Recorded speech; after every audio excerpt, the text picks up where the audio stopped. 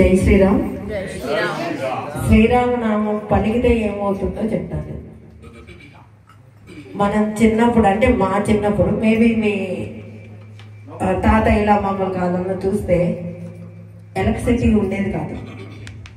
వాళ్ళు ఏం చేసేవారంటే సాయంత్రం సంధ్యా సమయం అవగానే దీపం గుడ్లని చిన్న చిన్న దీపాలు తీసుకొని కిరోసిన్ ఏదో ఒక వేసి దాన్ని వెలిగించేవారు. వెలిగించి ఎక్కడ పెట్టేవారంటే కరెక్ట్గా గుమ్మం మీద పెట్టేవారు. సో దట్ ఏంటంటే గుమ్మం లోపల వెలిగిస్తుంది, గుమ్మం బయట కూడా వెలిగిస్తుంది. ఇలా మనకి ఎక్కడ వేస్తే స్విచ్ వేస్తే అక్కడ లైట్లు ఆ కాలంలో ఉండేవి కాదు. ఇప్పుడంటే అందరు రిచ్, కానీ అప్పుడు నిజంగానే అందరూ సామాన్యంగానే బతికేవారు, ఉన్నా లేకపోయినా. అలానే ఇది ఎందుకు చెప్తున్నానంటే, మీ నాలుక మీద రామనామం కనుక ఎప్పుడు నిరంతరం పలుకుతుంటే లోపల బయట, అంటే మానసికంగాను శారీరకంగా కూడా ఎప్పుడు కూడా వెలుగు అంటే జ్ఞానాన్ని ప్రసాదిస్తూ ఉంటుంది. సో మంచికైనా రామ, ఆల్రెడీ మన అమ్మమ్మలు తాతయ్యలు నాయనమ్మలు మీరు చూస్తే మంచికైనా రామ, చెడుకైనా రామ, ఇదే వాడతారు. రామ రామ రామ, ఎన్ని ఎక్స్ప్రెషన్స్ ఉంటాయో దాంట్లో చూడండి. అది మటుకు మనతో పాటు మన పిల్లలకు కూడా అలవాటు చేయాలి. మాకు చాలా మంది ఇక్కడ మా రామదండలో ఉన్న వాళ్ళందరం కూడా ఎప్పుడు మీట్ అయినా జై శ్రీరామ్ అనే అంటాం, మోస్ట్లీ 99%. సో మేము ఎవరైనా వస్తామో వాళ్ళు కూడా అది దయచేసి పాటిస్తే మాకు ఇంకా సంతోషంగా ఉంటుంది. సో ఎప్పుడు మీరు ఎవరిని కలిసినా జై శ్రీరామ్ అన్నది ఎన్నిసార్లు పలుకుతామో చూడండి రోజు మొత్తం మీద. ఫోన్ ఎత్తితే జై శ్రీరామ్, మేము అదే చేస్తాం. ఎవరైనా మా గ్రూప్లో ఫోన్ ఎత్తితే జై శ్రీరామ్. సో ఇది తప్పకుండా ఆచరించాలని మా మనవి, రిక్వెస్ట్, హంబుల్ రిక్వెస్ట్.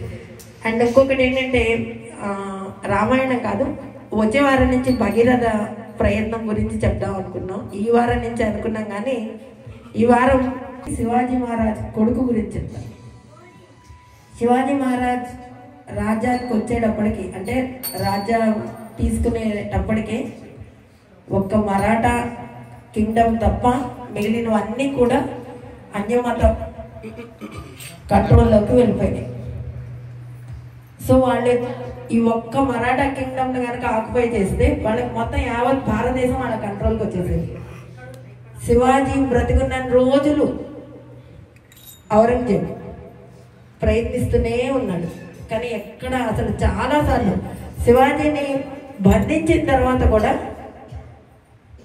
మొఘల్ కోటలోంచి తప్పించుకొచ్చాడు ఆయన కొడుకుతో సహా, 9 ఏళ్ల కొడుకుతో సహా. అలా ఎన్నోసార్లు ప్రయత్నించి విఫలమైపోయారు. తర్వాత శివాజీ మహారాజ్కి జ్వరం వచ్చి ఒక 3 వారాల పాటు సిక్ అయి చనిపోతారు. తర్వాత ఆయన కొడుకు సంభాజీ మహారాజ్ వచ్చారు. ఈయన గురించి ప్రత్యేకంగా చెప్పాల్సింది ఏంటంటే, తండ్రిని మించిన తనయుడు. ఇప్పుడు వచ్చిన చాలా సినిమా అదే మోస్ట్లీ, కానీ మనకు తెలియని విషయాలు కొన్ని ఉన్నాయి దాంట్లో కాదు. మీరు కనుక హిస్టరీ చూస్తే ఫస్ట్ మేము మా తరం వాళ్ళు, ఈ తరం వాళ్ళు సిగ్గుపడాల్సిన విషయం ఏంటంటే, శివాజీ జయించిన ఔరంగజేబు గురించి గొప్పగా రాసిన పాఠ్య పుస్తకాలు చదివి దరిద్రం అనమాట మాది. ఎక్కడ కూడా శివాజీ మహారాజు ఒక 4 లైన్లు కూడా ఇవ్వని పాఠ్య పుస్తకాలు చదివిన దరిద్రంలో మేము. మీరు చూడండి, ఔరంగజేబు గురించి ఒక పేజ్ ఉంటుంది, శివాజీ మహారాజు గురించి 2 లైన్లు ఉంటుంది. అలాంటి పుస్తకమే చదివాను నేను. నా జనరేషన్ వాళ్ళందరూ అదే చదువుంటారు నాకు తెలుసు. మొఘల్ కింగ్డమ్ గురించి ఒక చాప్టర్ ఉంటుంది. మౌర్యాస్ గురించి కానీ, చంద్రగుప్త మౌర్య కానీ, అశోకాస్ గురించి ఒక పారాగ్రాఫ్ మాత్రమే ఉంటుంది. అంటే మనకు తెలియని హిస్టరీ చాలా ఉంది. ఈ సంభాజీ మహారాజుని లాస్ట్లో పట్టుకోగలుగుతారు.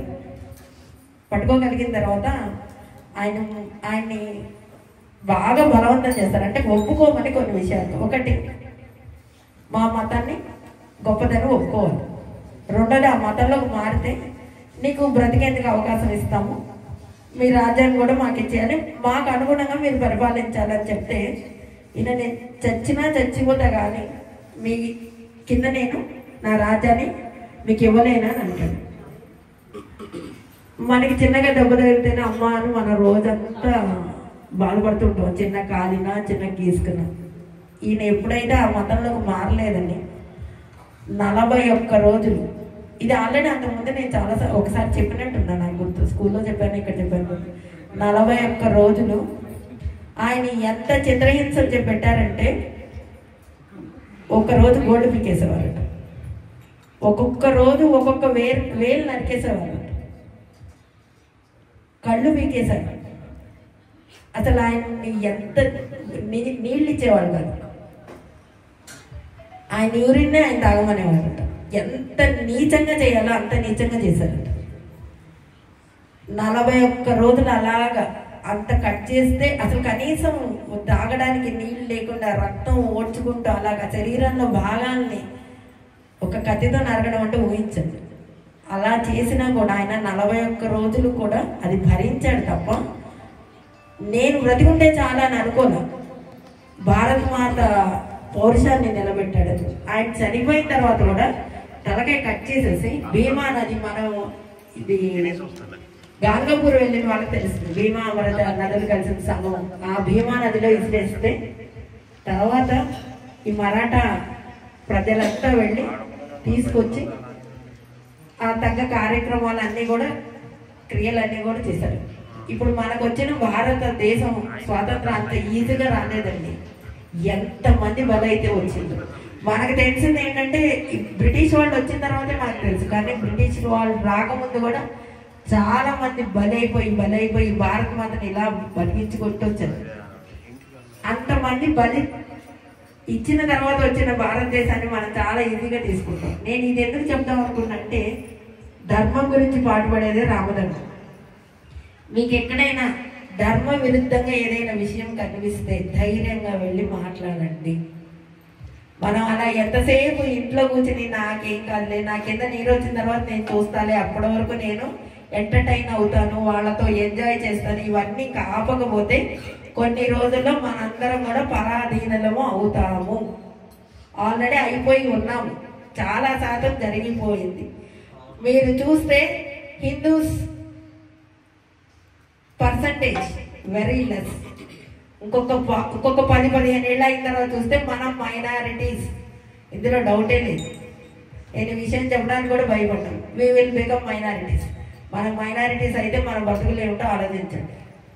మనం పాకిస్తాన్లో ఉన్నట్టే గుర్తుపెట్టుకోండి. ఎక్కడైనా ధర్మ విరుద్ధంగా జరిగితే మీ పిల్లలకి నేర్పండి. జిజాబాయి అదే నేర్పింది శివాజీ మహారాజ్కి. ఆ జిజాబాయి మళ్ళీ సంభోజీ మహారాజుని కూడా పెంచింది తల్లి చనిపోతే.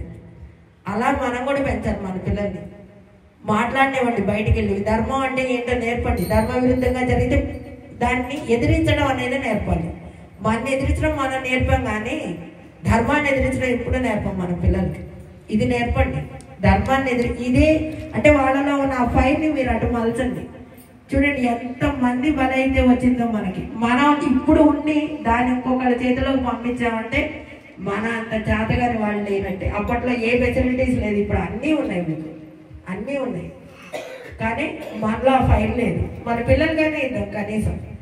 సో ఇదే చెప్పాలనుకున్నాను. ఎవరైనా ఒప్పించినా నేనేం చేయలేను. ఇవి నా feelings. I want to say.